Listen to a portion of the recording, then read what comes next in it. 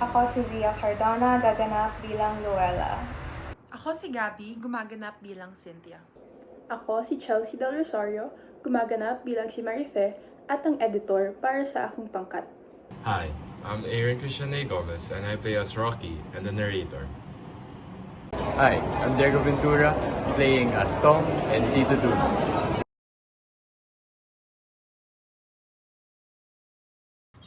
Madilim ang tangalan.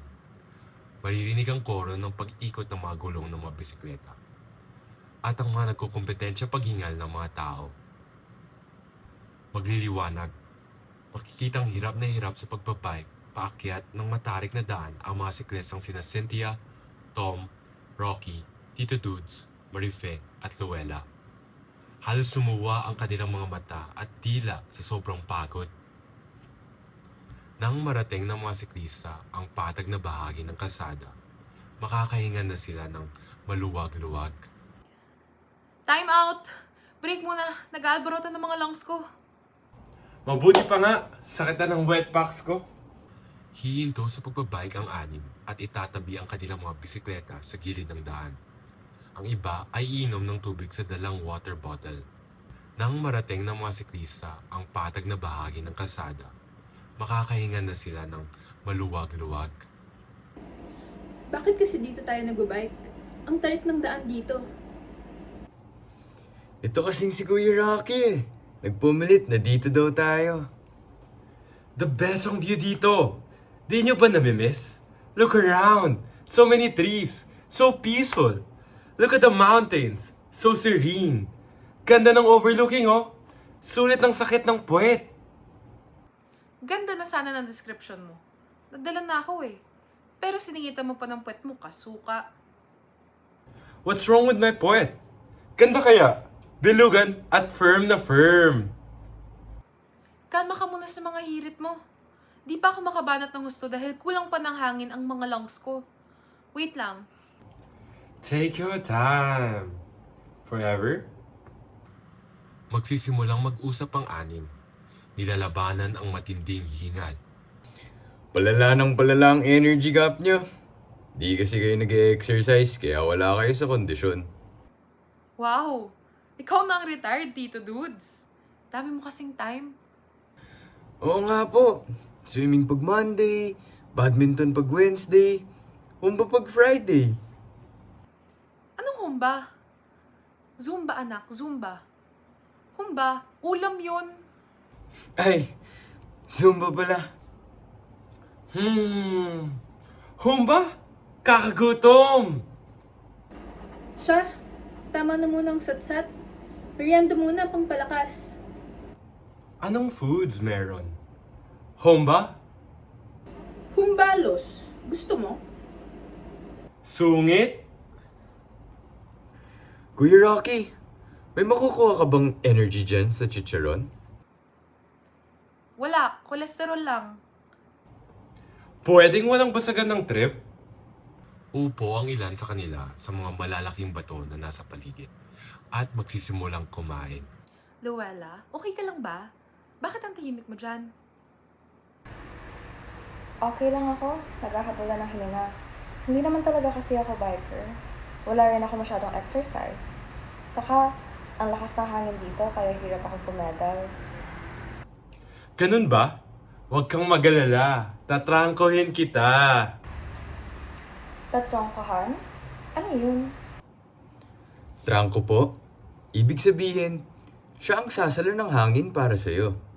Ganito po. Kapag malakas ang hampas ng hangin, tapos opposite pa sa direction mo, mahirap talagang pumadyak. Yung nasa unahan ang tatrangko sa mga nasa likod.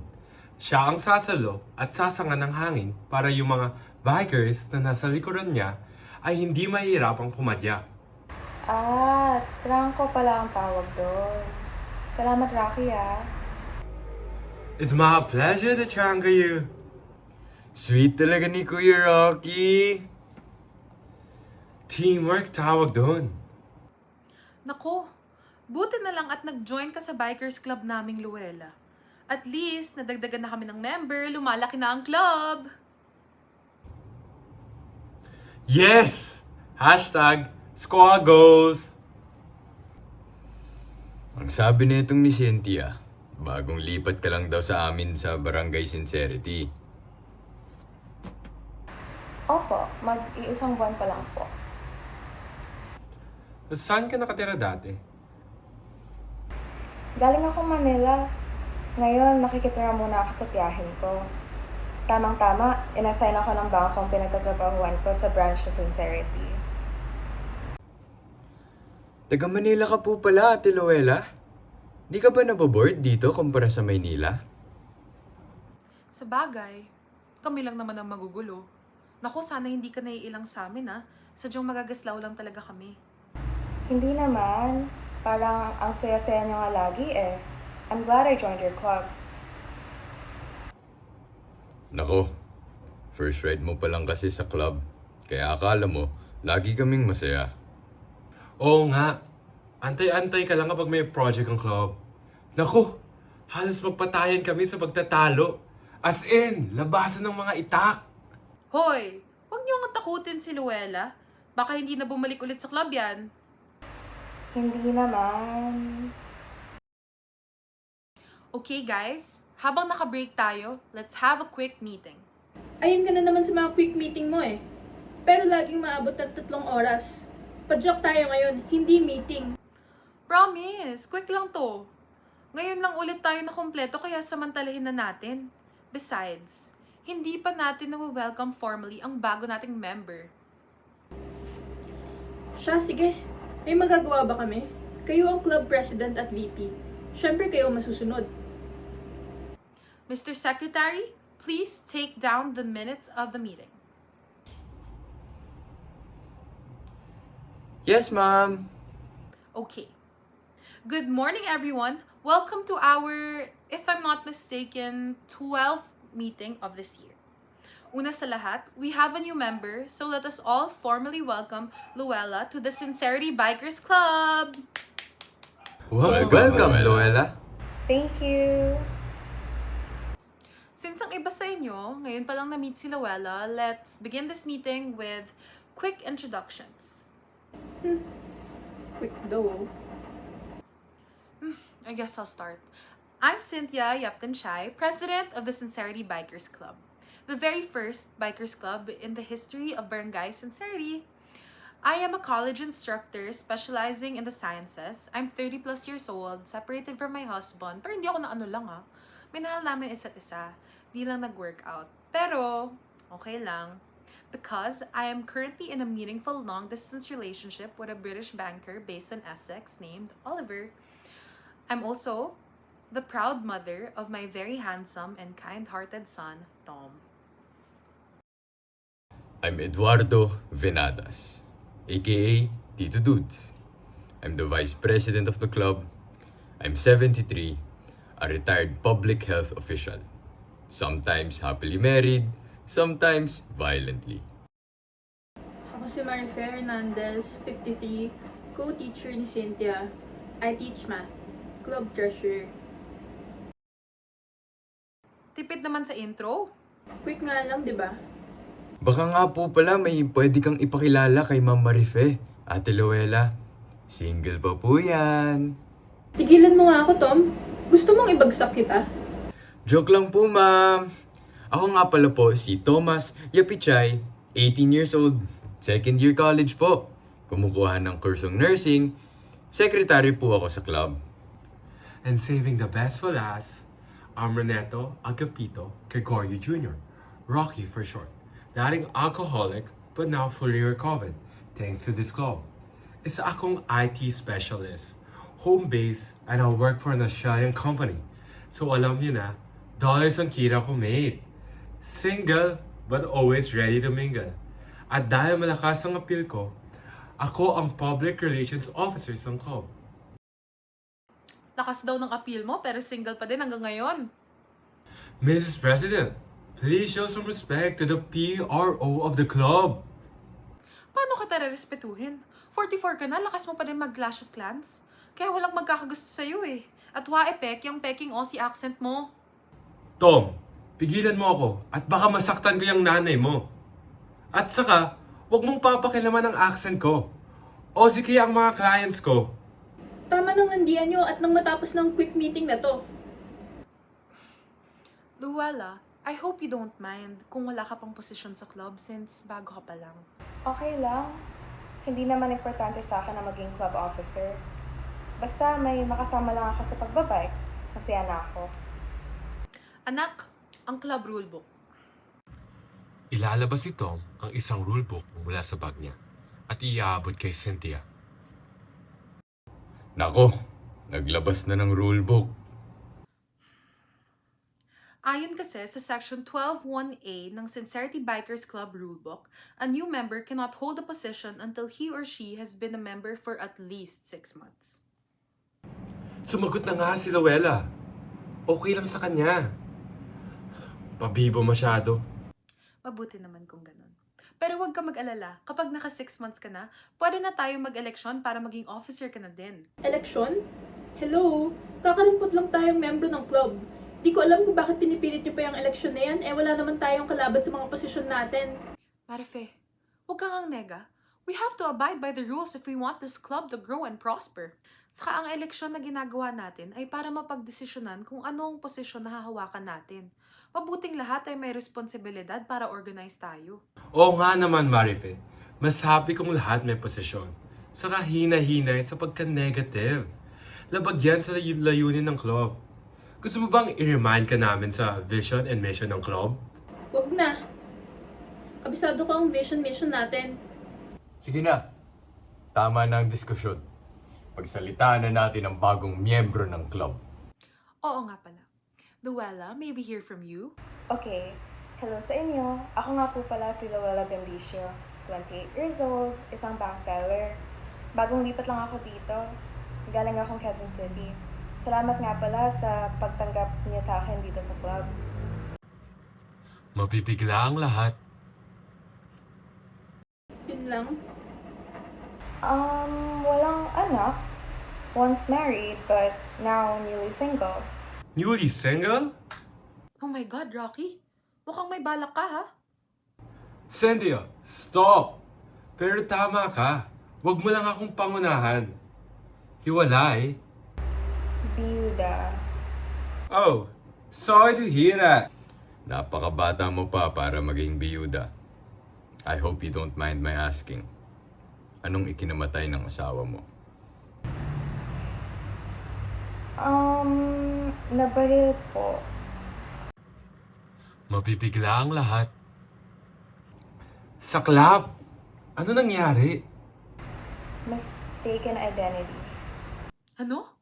Hindi mo nabanggit sa akin na napatay pala ang asawa mo. Kawawa naman pala ang asawa mo. Kailan nangyari yun? Mahigit 2 buwan na po.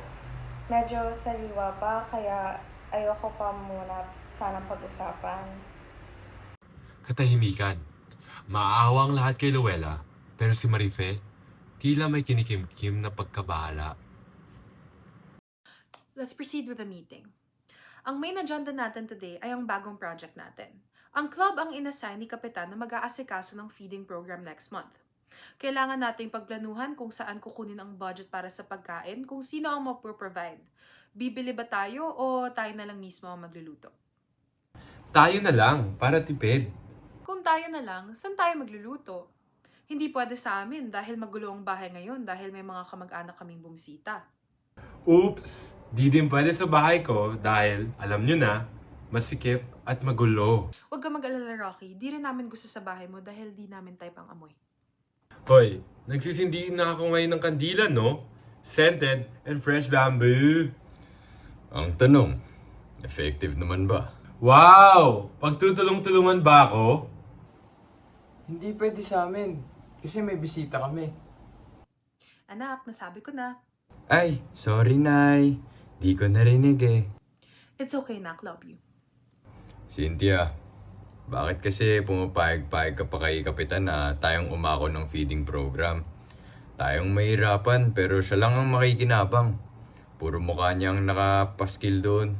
Pero kung magbigay ng budget, kakatiting. It's our civic responsibility to help, Tito Dudes. Saka, hayaan niyo na si Kapitan. Nagpapalakas tayo sa barangay para hindi naman isipin ng mga tao na walang saysay tong club natin. Sige na nga, pampapogi points din sa Panginoon. Marife, pwede ba sa inyo? Hey Marife, are you with us, man? Bago natin pagplanuhan yung feeding program na yan, may mas malaking bagay pa tayo dapat pag-usapan. Ma'am Marife, may boyfriend ka na? Oh my lord, this is huge! Totoo, Marife. Congratulations! Wala akong boyfriend. Pwede ba? Ano ba tong bagay na to? Parang napakaseryoso naman ata. Seryoso talaga tong bagay na to dahil nakasalalay dito ang kaligtasan at kapakanan natin, ng club natin, at pati na din ng mga pamilya natin. Nakakakaba naman. End of the world na ba? Sandali! Patapusin niyo ako.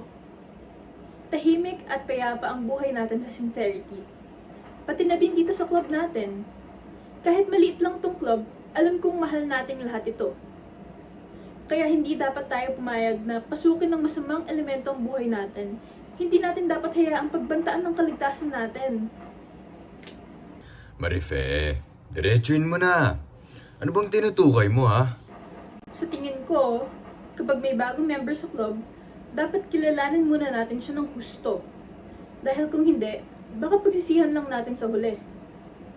Tama ba ako, Luella? Nag-background check ako. Nakausap ko yung pinsan kong taga-QC at nagkataon, kalapit barangay mo siya, Luella. Sinabi niya sa akin ang nangyari sa asawa mo. Napatay siya ng mga pulis dahil isa siyang adik. Sa madaling salita, natukhang siya. Mabibigla ang lahat. Kakabahan si Luella. Hindi makakasagot. Marife, totoo ba yung sinasabi mo? Baka kung sinong tambay lang ang nagsabi sa'yo niyan, ha? Excuse me, hindi ako nakikipagkaibigan sa mga tambay. Isa pa, bakit hindi niyo tanungin mismo si Luella? Luella, totoo ba ang sinabi ni Marife? Tatango lamang si Luella. Nakita niyo na? Sa kanya na mismo nang galing. Confirmed. Hahayaan na lang ba natin magkaroon tayo ng kamembro na may connection sa droga? Aba, sensitive na issue ngayon ang war on drugs. Ang daming pinapatay, kaliwat kanan. Luella, bakit hindi mo to sinabi agad sa amin? Kasi, personal na bagay po kasi yun. Hindi ko naisip na kailangan ko pang ipaalam. Pero malaking issue yun. Hindi lang ako komportable na isiwalat ang personal kong buhay. Lalo sa mga taong hindi ko pa lubusang kilala. My point siya, it's not a requirement for someone to share your entire life story before she can open up. Maski ako dati, hirap din ako mag-open up tungkol sa pagkalulong ko sa alcohol. Oo nga naman Marife, bago lang natin siyang nakilala. Di ganun kabilis para makapag-open up ang isang tao sa isang bagong kakilala. Lalo pa sa isang club na maraming members. 5 lang po tayo, Lolo Dudes! Kahit pa, Tom, kahit 5 lang tayong miyembro na club na to, hindi pa rin madali para sa isang tao na buksan ang loob at buhay niya. Lalo pa kung malapit ang naging karanasan niya. Nandoon na tayo, Tito Dudes. Sige, oo at mahirap mag-share sa mga hindi kakilala tungkol sa buhay mo. Pero ang sa akin lang, hindi tayo pwedeng basta-basta na lang tumanggap ng member. Lalo pa kung ganyan ang background na ang asawa ay pusher. Hindi po siya ang asawa ko. Oo, inaamin ko, gumagamit siya noon. User siya, addict siya. Pero hindi siya pusher. Hindi siya kailangan nagtulak. Mabibigla ang lahat. Mababahala sa pagiging emosyonal ni Luella. Eh yun kasi yung balitang nasagap ko. Nagtutulak siya. Marife, tama na. Pero Tito Dudes, kailangan natin nilawin ito. Aba, baka madami tayo. Mahirap na. Hindi totoo yan.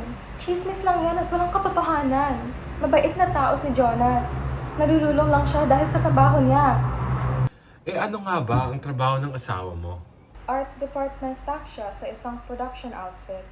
Mahirap ang trabaho niya. Kaunti ang tao, kailangan laging alisto.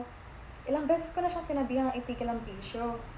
Nakailang pangako siya sa akin pero hindi niya nagawang huminto. Ilang beses namin pinagtalunan ang paggamit niya hanggang sa napatay siya. Matatahimik ang lahat. Kung hindi nagawa ng asawa mo ang pangako niya, hindi mo ba naisip na iwanan siya? Ilang beses kong naisip na hiwalayan siya. Pero hindi ko nagawa dahil mahal ko siya. Hindi siya masamang tao para iwanan ng asawa niya. Hindi siya masamang tao para lokohin ang asawa niya. Lokohin? Bakit? Niloko mo ba ang asawa mo? Nagsinungaling ako sa kanya. Lagi kong isinisisi ang hindi naming pagkakaroon ng anak sa pagsasabo ni Jonas. Pero ang totoo, ako ang may problema sa matris.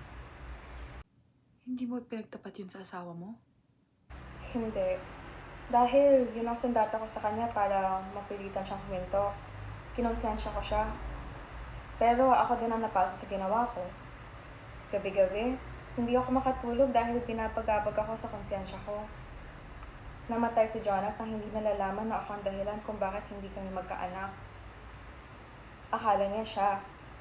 Alam ko nagigilty siya at dala-dala niya ang pagahing yun hanggang sa kamatayan niya. Ang pakiramdam ko tuloy ngayon, ako ang pumatay sa kanya. Huwag mong sabihin yan, Luella. Walang kasalanan sa pagkamatay niya. Pero nagsinungaling ako sa kanya. Nagigilty ako sa lahat na nangyari. Sa loob-loob ko, wala akong karapatang iwanan siya. Pinagtiyagaan niya ako, isang babaeng baog. Kaya feeling ko, kinailangan ko din tiisin ang bisyo niya. Kasalanan ko din siguro, hindi ako naging matatag. Dapat nga, iniwan ko siya. Sising-sisi ako kung bakit hindi ko siya iniwan. Kahit pansamantala lang.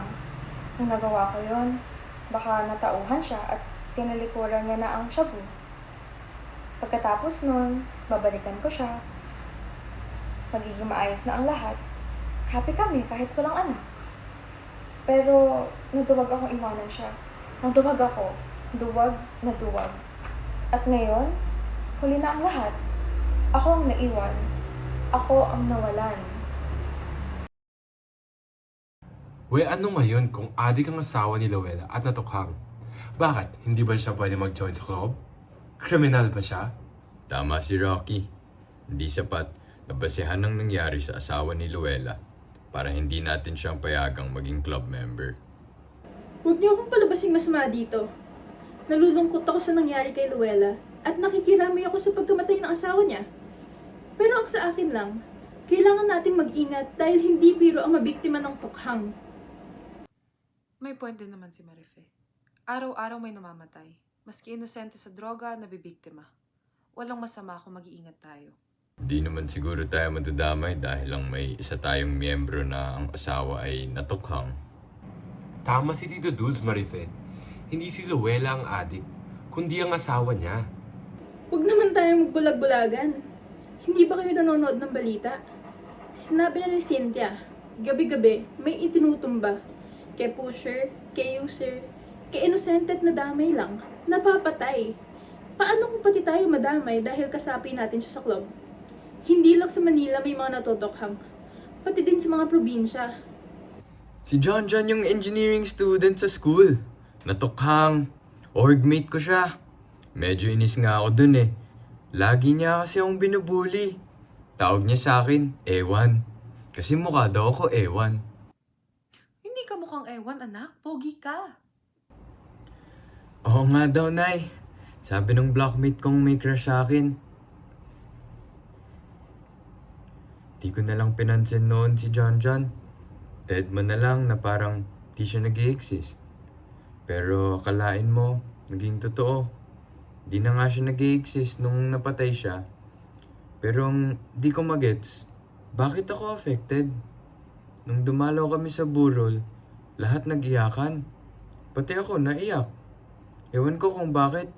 Di naman kami close nun. Bully nga yung ungas na yun eh. Kasi, mabait ka, anak. Tao ka. Pero mabuti na rin nga't hindi ka napalapit kay John.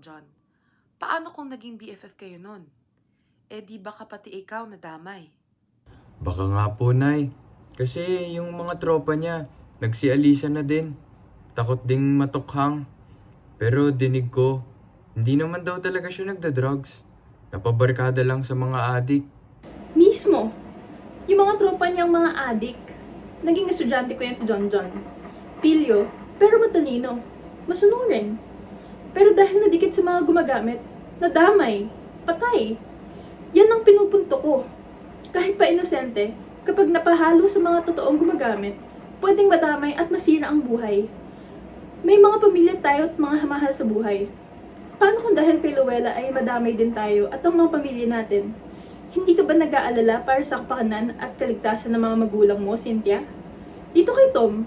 At ikaw, Tom, sa mga kaibigan mo. Sa mga kapatid at pamangkin mo, Rocky. At ikaw, Tito Dudes. Sa mga apo mo. Siyempre, nag-aalala po. Oo naman. Natural. O, tignan nyo na. Matatahimik ang lahat. Hindi, malito. Pinangungunahan ka na ng kaba at takot, Marife. At pinakakakaba at tinatakot mo na din kami. Yan ang ginagawa mo.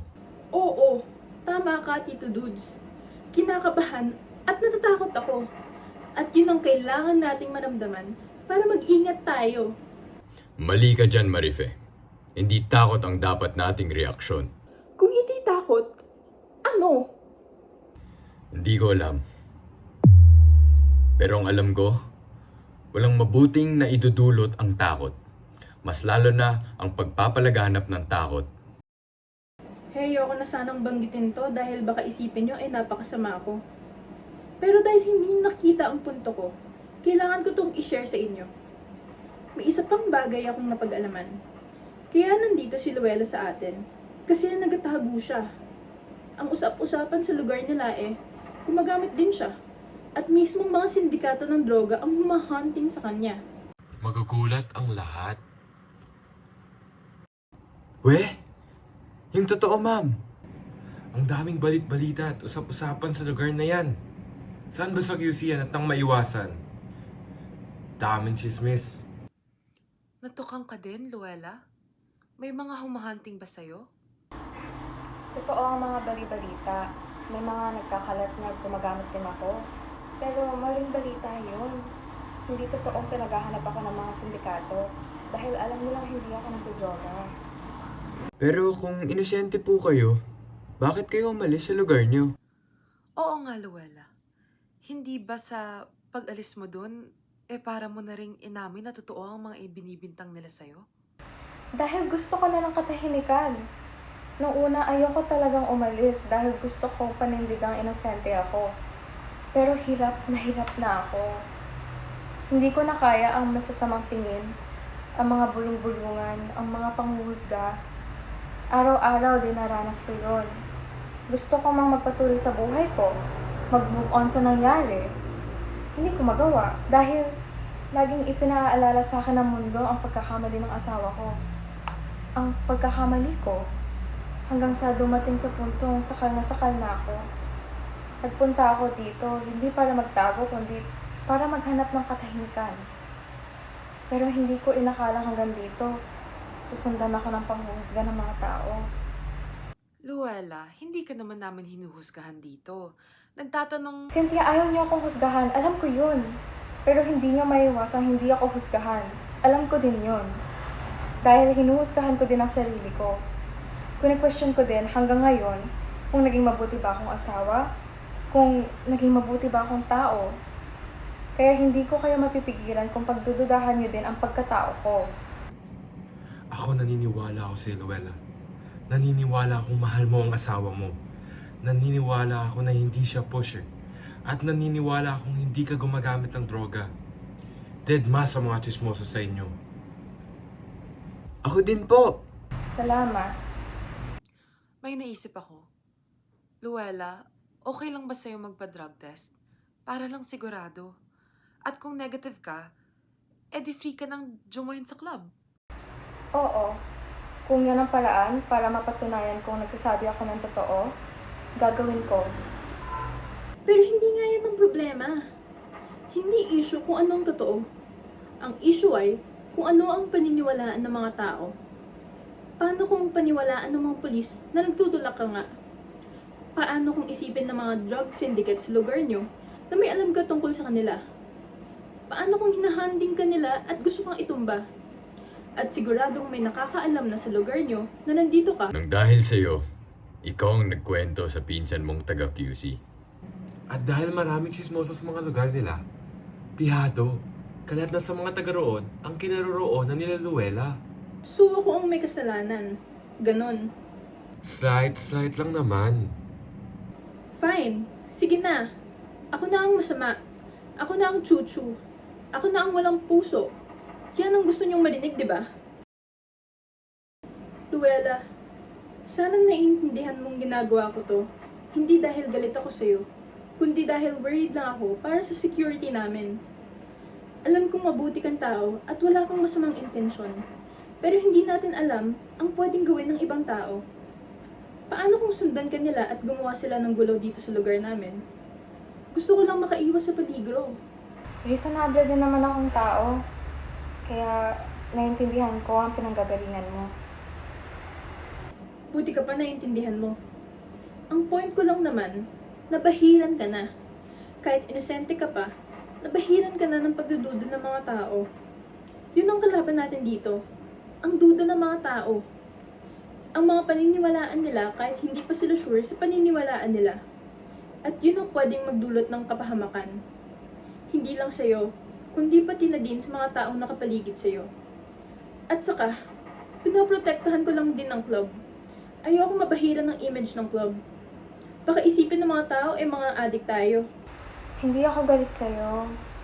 Wala akong nakikitang mali sa kagustuhan mong maging ligtas kayo dito.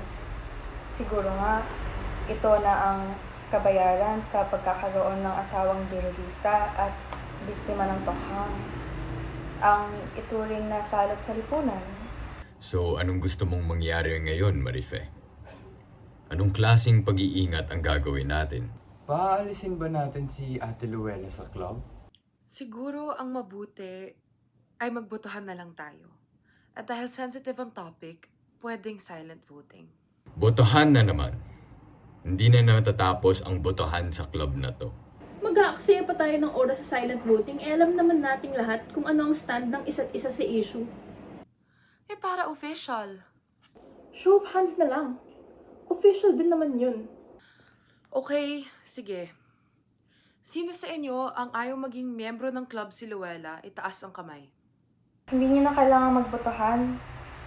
Ayaw kong mahati pa ang club dahil lang sa akin. Para wala na lang gulo. Kusa na lang akong aalis. Matitigilan ng lahat, lalapitan si Luella at ang kanyang bisikleta at maghahanda ng umalis. Teka lang, parang hindi tama to. Parang hindi tamang paalisin natin si Luella sa club nang dahil lang sa nakaraan niya. Ano ba talaga ang gusto niyong mangyari? Gusto niyo ba si Luella sa club o hindi? Ewan ko, naguguluhan ako. Gets kong point ni Marife. Kailangan nga natin umiwas sa gulo. Kailangan nating i-maintain ang wholesome image ng club. Pero at the same time, parang ang bigat sa dibdib na itaboy natin si Luella when we know that she's innocent. Parang mali. Ang bigat sa puso. Sang-ayon ako kay Cynthia. Hindi ko din matake na paalisin si Luella sa club. It hurts. Ako din po. Natumbok mo, Cynthia. Ang alin? Anong natumbok? Anong ibig mong sabihin, Tito Dudes? Hindi takot ang dapat nating pairalin sa sitwasyong to, kundi pagkatao. Mabigat sa dibdib natin dahil sa mga puso na mismo nating ang umaalma. Ang mga puso na mismo natin ang mga nagsasabi kung ano ang dapat gawin. Ano na naman ang gusto niyong palabasin, Tito Dudes? Na wala akong puso? Marife, wala namang sinasabing ganyan si Tito Dudes. Relax ka lang. Hindi sinabi ng diretsahan, pero yun ang pinapalabas. Please lang, wag na tayong mag-away. Huminahon tayong lahat. May puso ka, Marife. Ang problema lang, nabiktima ka ng takot. Tinablan ka ng takot kaya nagpapanik ka. Kaya heto ka ngayon. Naghahasi ka din ng takot. Kaya nagkakagulo ang lahat dahil sa malisyasong pagpapalagrap ng takot na yan. Siguro nga, sa ibang bagay nakakatulong ang takot. Pero hindi sa kasong to. Para husgahan at patalsikin natin si Luella sa club dahil sa pagkasasangkot ng asawa niya sa droga? O dahil may chismis na addict din siya? Maling-mali. Sa tingin niyo ba, hindi din ito mabigat sa loob ko? Maski ang i-bring up ang isyong ito, hindi madaling gawin para sa akin. Pero ano pa ba ang pwede nating gawin? May iba pa bang paraan? Meron. Ang tanggapin si Luella sa club kahit ano pa ang naging nakaraan niya. At ibuwis ang kaligtasan natin at ng mga mahal natin sa buhay kung sakaling abutin siya ng gulo dito sa atin? Oo. Hindi natin makokontrol kung anong iisipin at gagawin ng ibang tao. Pero kaya natin kontrolin ang iisipin at gagawin natin. Ang sa akin, huwag tayong matakot. Ipasawalang bahala na lang natin. Hindi ba kababayaan yun? Walang problema sa ngayon. Huwag tayong gumawa ng problema. So hintayin na lang nating dumating ang problema. Hindi tayo maghahanda. Hindi natin natitiyak kung may darating ang problema. Hindi rin natin natitiyak na walang darating na problema. Kapag dumating, saka harapin. Paano kung huli ng lahat? Paano kung may napatay na? Ano pang haharapin? Kung mangyari man yun, tanggapin. O subukan tanggapin. Gaya ng ginawa ngayon ni Luella. Nang biglang pupuntahan ni Marife ang kanyang bisikleta at akmang aalis na. Bahala kayo. Kung ayaw niyong mag-ingat, ako na lang ang aalis sa club. Wag, Marife, please. Kailangan ka ng club. Ikaw ang treasurer. Huwag kang mag-alala, Cynthia. Ito turn over ko sa yung budget ng club. Si Luella na ang gawin yung bagong treasurer. Please, nakikiusap ako. Huwag po kayong umalis ng club. Please, huwag na kayong magtalo. Ayoko masira ang grupo niyo dahil lang sa akin. Kusa akong aalis ng club. At huwag kayong mag-alala, hindi ako galit sa inyo. Isipin niyo na lang na hindi niyo ako nakilala. Para kahit papano makabawas sa bigat ng loob niyo. Sa tingin mo, madali lang magpanggap na hindi ka na namin nakilala? Pagkatapos sa lahat ng mga naganap, mahirap ka namang kalimutan, Luella. Kapag umalis ka sa club, Ate Luella, mababawasan na kami. 6 na, tapos magiging 5 ulit. Okay lang yun, Tom. I'm sure makakahanap kayo ng bagong member. Yung walang issue. Eh paano ka, Luella? Ano nang gagawin mo? Hindi ko alam. Pwede namang umuwi muna ako sa Naga. Sa mga magulang ko. Pero ayokong mag-alala sila sa akin. Pag-iisipan ko. Sa ngayon, gusto ko lang mag-bike. Yun lang naman talaga ang gusto ko, kaya ako sumali ng club niyo. Biker kasi si Jonas. Nung buhay pa siya, lagi niya akong pinipilit mag-bike pero tinatamad ako. Hanggang sa bilhin niya na ako ng bike. Pero ilang beses ko lang nagamit. Hindi ko talaga hilig, pero ngayong wala na siya, gumising na lang ako isang umaga at naisip ko, gusto kong mag-bike. Gusto kong maramdaman ang haplos ng hangin sa mukha ko. Gusto kong maging malaya. Gusto kong maramdaman si Jonas. Dahil sa mga nangyari, feeling ko nabubura na si Jonas. Yung mapagmahal na si Jonas. Natabunan na ng mga negatibong bagay. Durugista, addict, user. Pero ang totoo, naging masaya din naman ako sa feeling ni Jonas. May mga happy memories pa din sa isip ko na gusto kong panghawakan. Gaya nung hilig niya sa pagbabike. Kaya gusto kong magbike. Siguro sa ganong paraan, kahit papano, masasariwa ko ulit yung mga masasayang alaalang iniwan niya. Gusto mo bang magbike? Opo. Pwede namang magbike na mag-isa. Hindi naman kailangan ng club. Lalapitan ni Tito Dudes ang kanyang bike at sasakay. Opo. Pwede namang magbike na mag-isa. Hindi naman kailangan ng club. Aba, wala kang magagawa. Gusto kong sumama sa'yo. Ilang saglit lang, tatalima si Rocky. Uy, sama ako! Tatangkuhin ko kayo! Ako din! Sama! #squad goals! Magkakatinginan sina Cynthia at Marife, nangungusap. Hanggang sasakay na din si Cynthia sa kanyang bike at susunod sa grupo. Mag-isa, tatanawin ni Marife ang kanyang mga kasama at maluluha